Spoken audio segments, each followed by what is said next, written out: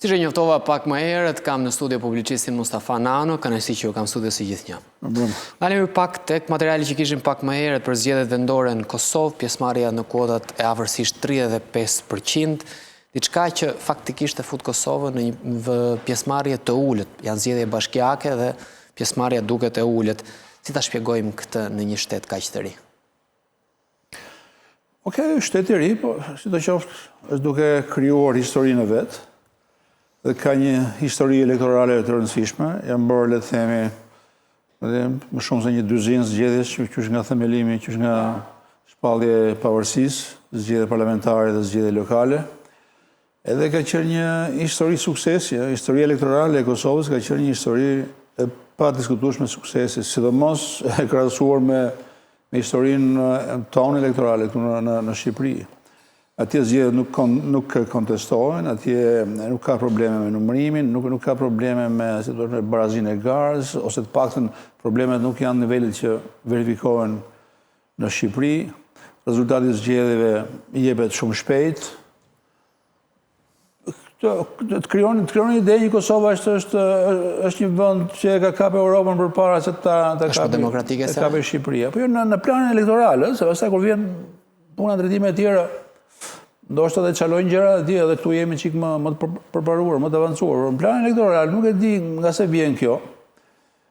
Ose vjen nga që aty ka një edukim civik të hershëm që në kohën jugoslave. Edhe shteti, edhe ligji, edhe institucionet respektohen më shumë. Edhe unë e shoh këtë si një arsye të rëndësishme për të shpjeguar sjelljen elektorale të shqiptarëve të Kosovës. Ose vjen sepse është fillimi dhe akoma, për ta thënë në një zhargon, nuk kam mësuar hilet, po nuk kam mbush mendja kjo e dyta, më shumë është e para. Ne duhet mësojmë nga Kosova. Edhe sidomos klasa politike, sepse vjen puna që kur vjen puna të zgjedhjet në fund fare është klasa politike që duket sikur nuk është e interesuar që të ketë zgjedhje normale, sepse gjithmonë numërimin e votave fjala vjen insistojnë që ngulin partitë që t'ia lënë njerëzit të tyre, që i kanë militant, i kanë kështu fanatik të partisë, edhe nuk u lën burokratëve ose njerëzve që kanë respekt për shkresën, për firmën, që kanë respekt për ligjin, që ka respekt për policinë. Edhe ne mund gjenim sa duash struktura të tilla, mund të besoj korpusit të mësuesve në Shqipëri. Edhe do ta bëni shkëlqyeshëm. Mund të besoj, nuk e di, juristëve, të gjithë juristëve të Shqipërisë. Datën e zgjedhjeve ata të angazhohen 2-3 ditë me zgjedhjet. Mirë, por nuk duan, me sa duket nuk duan sepse duan të kenë një alibi pasi të humbin zgjedhjet, në mënyrë që thonë humbëm sepse u vodhën, ne u bë kështu atje, u bë kështu këtu. Nuk e di, kam frikë se duhet rirovuar klasa politike edhe në këtë drejtim duhet mësojmë nga Kosova. E kuptoj. Kam një pyetje faktikisht me një tezë që ju e përdorni shpesh për parë Shqipërinë dhe Kosovën në këtë mes. Ju thoni që në Shqipëri një nga problemet që ne kemi shpesh është, le të themi, kultura islamike. Kosova kanë më të theksuar, kanë përqindje më të lartë, por respektimin e ligjit, demokracinë elektorale dhe gjitha këto i kanë më mirë se ne. E rrezon kjo tezën tuaj? Jo, kjo është një pyetje shumë sugjestive. Edhe atje sigurisht Islami është i fortë, mirë, por nuk është aq i fortë sa të marrën kontroll institucionet. Edhe që të mendoj, apo të planifikoj, apo të ketë një strategji për të dominuar, le të themi, skenën politike aty. Por nga ana tjetër, kur vjen te sjellja civike, edhe muslimanët janë qytetarë si gjithë tjerë, edhe unë nuk besoj se problemi i Shqipërisë tu janë muslimanët, kur vjen puna te mos suksesi politik. Muslimanët qoftë në Shqipëri, qoftë në Kosovë, deri tani kanë demonstruar që janë qytetarë normal, pa ndonjë dhunti apo pa ndonjë, le të themi, paproshmëri që nuk e kanë të tjerët, janë se gjithë të tjerët. Kështu që edhe një herë, dështimin politik, dështimin e Shqipërisë në planin politik, këto 30 dhe fundit, unë e lidh me çdo gjë, por nuk e lidh me Islamin. Unë me Islamin lidh çdo gjë tjetër. Ndoshta, po jo këtë gjë. Nëse ne hedhim mbështrimin në perspektivë, po këtu unë kam një frikë që mendoj që është e bazuar, sepse shoh një përpjekje të të qarqe muslimane për të bërë një take over, kur thonë britanikët, kanë mendimin që ky vend është më shumë i yni se sa i tjerëve. Edhe ata janë një fej që janë vibrante, janë fe shumë aktive, numri tyre shtohet, edhe kjo është një gjë tjetër për të shpjeguar, po nuk është vetëm tu, edhe e qartë që do ta diskutojmë sërish me shumë kënaqësi këtë temë, por për të ndalur pak sërish tek zgjedhjet në Kosovë, mesazh ndaj Kurtit apo ndaj opozitës? Ka një parim politik që ju e përmendni shpesh që mos pjesëmarrja e madhe duket si një i shkon më për favor pushtetit në disa raste. Do ta marrin vesh nga rezultati, mas disa orësh. Unë nuk e di, unë nuk e besoj shumë të princip. Ka një logjik të ky parim që thoni ju, por në Shqipëri edhe është përgjigjëstruar. Pjesëmarrja ulët nuk është se e ka penalizuar pushtetin edhe Partinë Socialiste. Këta kanë fituar vazhdimisht edhe me s'duken gjasa të fitojnë prapë. Kështu që të paktën në Shqipëri ky lloj principi, logjik është përgjigjëstruar. Por sidoqoftë, siç e thash, do ta marrim vesh mas disa orësh. Unë mendoj që aty Albin Kurti, sido që të jetë, mbetet një figurë dominante. I mungon Hashim Thaçi politikës kosovare, Kurti një figurë dominante, ka qenë Thaçi dikur. Në kuptimin e një figurë alternative, po, i mungon sepse nuk e ka zëvendësuar njëri që të ketë pasur reputacionin e tij, kredencialet e tij, le të them biografinë që ai kishte, vinte nga lufta. Edhe këto të tjerë, me sa duket, nuk kanë karizmën, kanë qetësinë, kanë, le të themi, sjelljen civile, por nuk kanë karizmën e Thaçit. Dhe nëse Thaçi do të lirohej nga Haga, nga burgu i Hagës, unë mendoj që Albin Kurti, ky do të ishte momenti ku Albin Kurti do të fillonte e përpjeta për Albin Kurtin. Sepse Thaçi përveç biografisë që ka edhe gjëra që numërova, vjen edhe me kartën e pafajësisë, që është shumë e rëndësishme. Edhe me siguri Albin Kurti do ketë ditë vështira. Por ndërkohë ai vazhdon të jetë dominant. Shqiptarët e Kosovës kanë pas kohë ta shohin, ta vëzhgojnë Kurtin, Albin Kurtin. Pra u bën disa vite tani që ai është në pushtet, edhe nuk mund të thuhet se nuk e njohin mirë, se ka nevojë për kohë akoma, nuk ka nevojë, e kanë njohur. Albin Kurti ky është. Por ai dominon skenën sepse Qartazi është, le themi, një personazh superior në krahasim me të tjerë. Po si ka mundësi që në këtë prizën faktikisht Kurti me një shtet si Kosova që nuk njihet nga Serbia, probleme të rënda diplomatike, Amerika është zoti mbi tokë për shqiptarët e Kosovës se i çliroi, dhe Kurti, si thua, në disa raste i ka fërkuar brirët me amerikanët, po e themi në thonjza. Kryeministri Rama nuk ka preferuar ta bëjë ndonjëherë këtë lloj gjëje. Pse Kurti ka kuotat kaq të forta edhe kur fërkohet me amerikanët?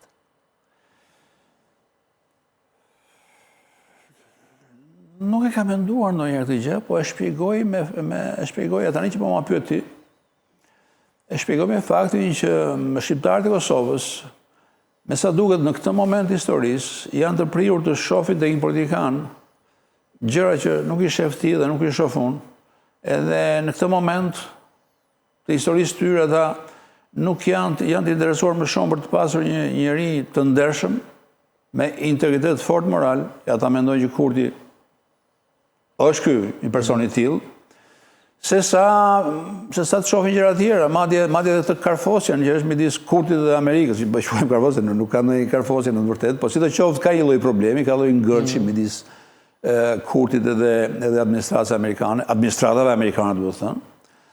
Madje edhe këta ata ndoshta janë të prirur ta shohin në mënyrë rapsodike, në mënyrë legjendare, kupton? Ja ky Davidi po ndeshet me Goliathin, mund ta shohin edhe kështu, kupton? Edhe është një gjë që është logjike sipas meje. Një personazh i vogël province që i takon që drejton një vend që akoma nuk njihet nga bota, që ka probleme të njohjes, edhe merr guxime dhe ndeshet pa pasojë të mëdha, as për vendin as për veten, ndeshet me superfuqinë. Po pse se bën Rama këtë sipas jush? Pse se bën Rama? Rama Rama ka bindjen e plot që ajo që të bindja juaj dhe ime besoj edhe të shumë të bëjë që me perëndimin ne na ka pjell mushka, e kemi aleat, edhe kjo aleancë na ka ardhur nga qielli. Për shkak të kësaj aleancë ne jemi bërë antar në NATO, për shkak të kësaj aleancë ne po bëjmë antar të Bashkimit Evropian shumë shpejt. Ato shpëtuan nga genocidi. Pra e kanë, si thua, më imanente, e kanë më të fort këtë lloj gjëje. Ne kemi qenë me Italinë, kemi qenë me sovjetikët, kemi qenë me kinezët, kemi një shekull histori, e dim si funksionon gjeopolitika. Këtu ndoshta duhet fut në ekuacion edhe le të themi qasja muslimane. Futet edhe në këtë mes. Në këtë pikë ndoshta mund të futen në ekuacion, sepse janë muslimanë që Amerikën nuk e kanë shumë xhan, pavarësisht se Amerika bëri atë që bëri për Kosovën.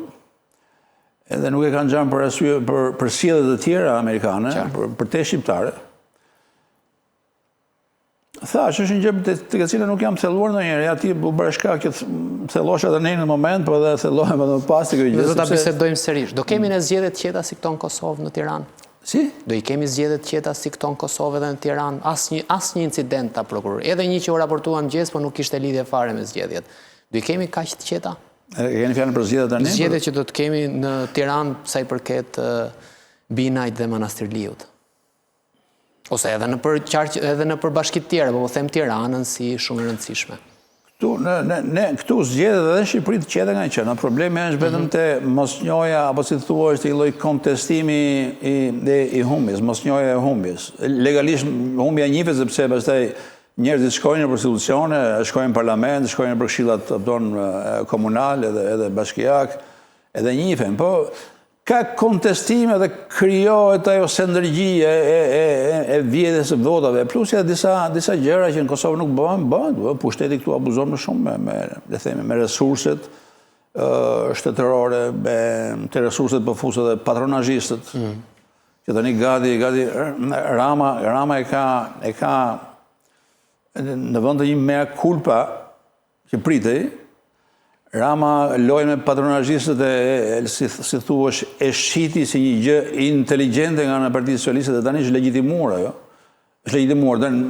Aty nuk është bërë në një gjë që PD nuk mund ta bënte, apo nuk është marrë informacion që PD nuk mund t'i marrë. Mund t'i marrë dhe rrugë tjera, apo këta shfrytëzuan një institucion dhe këtu është gjë e rëndë. Shfrytëzuan një institucion që është shtetëror, që është publik, që nuk është qeveritar, për të marrë ca informacione që këta i përdorën në funksione elektorale. Do i përdor sërish mendon tek këto zgjedhje? Do ketë garë apo patronazhistët do vulosin një lloj fitore? Po garë nuk ka për një arsye shumë thjeshtë, kemi diskutuar edhe herë tjera, nuk mungon opozita është tërhequr fare. Gati e ka dorëzuar skenën. Nuk është bojkotim, po është tërheqje. Pse e gjitha kjo bëhet për të mos janë ballosur fajin, liderit, sepse ata duan më shumë lider, le të vazhdojnë ashtu. Pse po flasim për Tiranën, nxorën zotin Kliçi, humbi. Tani nxjerrin zotin Binaj, domethënë një kandidat politik, tashmë kemi një kandidat jo politik, pse s'ka sërish garë? Pse ka fajin sërish Berisha në të dy kandidatët? Po mënyra motivimi i zgjedhjes është ky që sapo thashun. Ai nuk e zgjedh Binaj sepse ka idenë që Binaj është një kandidat i fortë që do fitojë. Ai e zgjedh në mënyrë që njerëzit mos i thonë mbas zgjedhjeve që humbe prap tani, humbe prap. Pra, motivimi është i gabuar. E dyta, Binaj, unë nuk e njoh mirë, është personazh simpatik, i lezetshëm, aktor me Portogallin. Unë edhe në Portogallin nuk e kam parë shumë se nuk e shoh si program, po më kanë ngjitur si personazh, por ta thash edhe herën e kaluar, të drejtosh Tiranën, ti duhet të kesh treguar, për vite me radhë, një lloj vizioni tëndim politik. Po, Gerta, sipas jush, zoja Manastirliu, çfarë ka treguar? Asa të se njofën. Jam duke, do përpiqem ta vesh gojë gjatë fushatës, o dy, do ti vesh gojë gjatë fushatës. Ajo ka menaxhuar një 2-3 sektor. Unë nuk e kam ndjekur shumë, në mënyrën se si e ka menaxhuar, suksesin apo dështimin e saj. Por kjo mund të jetë një lloj eksperiencë, edhe vetëm kaq besoj që ka në listën e avantazheve ndaj kandidatëve të tjerë, jo vetëm bine, por çdo gjë të ishte. Po, dekretin e presidentit, si e pat, gjithë këtë bisedë dhe debat që u bë tani i vlefshëm, gjykata kushtetuese, gjykata administrative, zoti Rusmaili, juristët e tjerë që thonë nuk ka vlerë, çfarë po ndodh me këtë dekretin? Jo, këtu loja e institucioneve po funksionon. Presidenti nxori një dekret, dekreti është dekret. Pastaj kishim një ankim në gjykatën kushtetuese. Gjykata kushtetuese e mori në shqyrtim ankimin e Veliajit, e pezulloi dekretin, edhe ka lënë një datë ku do shqyrtoj edhe dekretin vet. Pra, loja e institucioneve funksionon. Dhe kjo është një gjë e bukur.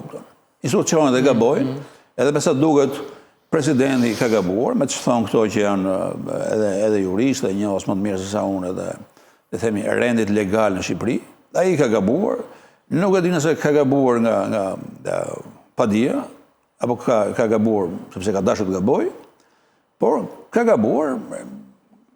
Gjitha gjasat janë që gjykata kushtetuese vendosi që zgjedhjet nuk mund të bëhen në datën që është saktuar. Ato në vendet e tjera me siguri do bëhen, sepse s'ka asnjë arsye të mos bëhen. Edhe në këtë kuptim unë e kam parë nga lart dhe më ka pëlqyer si lojë. Kudo institucionet gabojnë dhe gjykata. Po Veliaj, po bën lojë politike sipas jush? Unë po të isha si Veliaj, unë nuk do t'i bëhesh si thuash, se tani është gjyllje në përkëmbë edhe në këmbë dhe bashkisë. Bashkia Tirana e ka humbur menaxhimin. Shef plera gjithandej edhe shef një lloj shkujdesi totale. Po të isha si Veliaj, do thoja që nuk bëha me pengesë, unë jam këtu ku jam, do përballem me gjithë që më ka gjetur, edhe me të dalë prej këtij vendi ku jam, nëse dal i pafajshëm, do të dalë edhe aksioni im politik do jetë tjetër, nuk do jetë ai që ka qenë, se me siguri ka qenë tjetër. Edhe nëse dal i fajshëm, do jem këtu ku jam. Kështu që nuk kishte arsye t'i bëje pengesë. Unë këtë ankesën që ka bërë e shoh të tepërt. Ai sigurisht e ka menduar vetë edhe ka menduar interesin e vet, por Tiranës ajo nuk i bën mirë ajo lloj ankese. Po sidoqoftë ai ka bërë. Për të ndalur në një pyetje të fundit faktikisht, nëse zonja Manastirliu pasi ju thatë që nuk është se ka garë për Tiranën, nuk fiton me avantazhin që fitoi zoti Veliaj në zgjedhjet e fundit, është fitore apo humbje për Partinë Socialiste? Pra arrin të rekuperoj zoti Binaj 15 apo 20 apo 30.000 vota më tepër se në zgjedhjet e shkuara. Çfarë ka bërë PS-ja? Ka humbur apo ka fituar? Ka humbur, sigurisht ka humbur, ka humbur pak terren, që sa fiton edhe nuk fiton sa ka fituar herën e kaluar. Kjo tregon që Erion Veliaj ka qenë një lojtar shumë më i fortë se sa Ogerta. Edhe PS-ja vet ka humbur pak terren në Tiranë. Por në fundit ka fituar zgjedhjet, dhe fituesi është e kota kryqëzoshëm, ka fituar zgjedhjet. Unë kam përshtypjen që ata edhe mund dalin me më pak vota se herën e kaluar, madje edhe shumë më pak, sepse në klimën që është krijuar, edhe duke qenë se ata jetojnë me idenë, siç jetoj edhe unë, që nuk ka garë, ka një lloj demotivimi edhe të njerëzve të tyre, mund të shpjegohet edhe me këtë. Ndërsa, po sidoqoftë, ata do përpiqen që ta nxjerrin Erion Velin të, si thuash, jo si njëri special, që ishte ai dhe ishte makinë elektorale që prodhonte vota, që ishte shumë punëtor, edhe ky ishte imazhi i Velijait, disa nga cilësitë që i njiheshin Velijait edhe kolektivisht. Edhe besoj që brenda Partisë Socialiste ka shumë njerëz ka qarqe të interesuara që këtë lloj imazhi të Velijait, ta përgjigjëstrojmë. Mirë, por këtë duhet bëjnë këtë gjë, thatë ju, ata duhet marrin vota më tepër se ka marrë Velijai në zgjedhjet e kaluara. Dhe nuk besoj se mund ta marrin. Qoftë për shkak të kësaj klimës. Uroj të jemi sërish për të komentuar së bashku. Kënaqësi si gjithnjë. Mirë.